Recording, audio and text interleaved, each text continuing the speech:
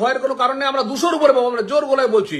শুধু কাউন্টিংটাতে মেরে দিচ্ছে এরা, কোনো তাড়াতাড়ি কিছু নেই। একদিন না খেতে গেলে কেউ মরে যাবেন না, যে আমি খেতে পাইনি, আমার খিদা পেয়ে গেছে, আমি মরে যাবো, এরকম কেউ মরে যাবেন না। সারা জীবনের জন্য মেরে দেবে তৃণমূল কংগ্রেস, গোটা বাঙালি জাতিকে মেরে দেবে। আমি আপনাদেরকে বলছি, প্রতিটা রাউন্ডের টেবিল মেটাবেন। যারা বসবেন তারা সামনের ওই যে টেবিলে যারা কাউন্টিং অফিসার থাকবেন, তাদের কাগজপত্র অরিজিনাল না ডুপ্লিকেট ভালো করে দেখবেন। কারণ ওই ছবিটার সাথে মিলছে কিনা, দরকার হলে তাদের ফেসবুকটা চেক করতে তো পারবেন না, কিন্তু অরিজিনাল না ডুপ্লিকেট দেখবেন। কারণ হচ্ছে ম্যাক্সিমাম জায়গায় কিন্তু এই জায়গাটা দুর্বৃত্তরা যেন না হয়, এটা হচ্ছে বড় ব্যাপার। আমারটা করতে করতে হ্যাক করলো, কিন্তু আমি নিশ্চিত হয়ে বলতে পারি কাউন্টিং যারা যাবেন তাদের উপরে সবকিছু নির্ভর। কারণ আরও এখনো শুধরায়নি।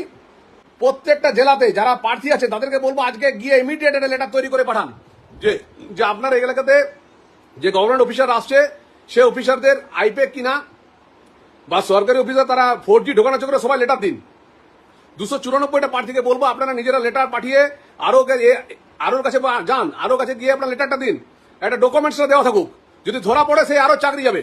কি বুঝাচ্ছেন? আপনাদের সব 294টা প্রার্থীকে আমার অনুরোধ, আপনারা চিঠিটা দিয়ে রাখুন, চিঠিটা দিয়ে রাখুন, চিঠিটা দিয়ে রাখুন। যদি ধরা পড়ে রিকাউন্টিং হয়, অফিসার হিসাবে তাদেরকে ডাকা হবে, পানিশমেন্ট হবে, তাদের চাকরি যাবে।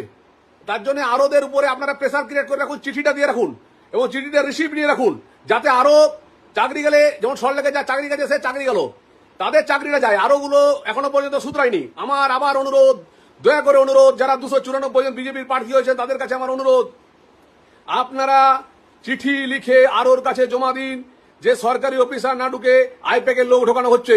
আপনারা চিঠিটা সবাই দিয়ে রাখুন। কারণ আমি নিজে দেখছি, আমাকে ফোন করেছিল, আমাকে অনেকে ফোন করে আমার ফেসবুক দেখার পর সরকারি অফিসাররা ফোন করে বলে দেয় যে স্যার এই ঘটনা ঘটছে। আমাদের এখানে বাঁকুড়া জেলাতে 60 জনকে ফোন করা হয়েছিল, বুঝতে পারছেন? তাহলে প্রত্যেকটা জেলাকে কতজন করে ফোন করা হবে।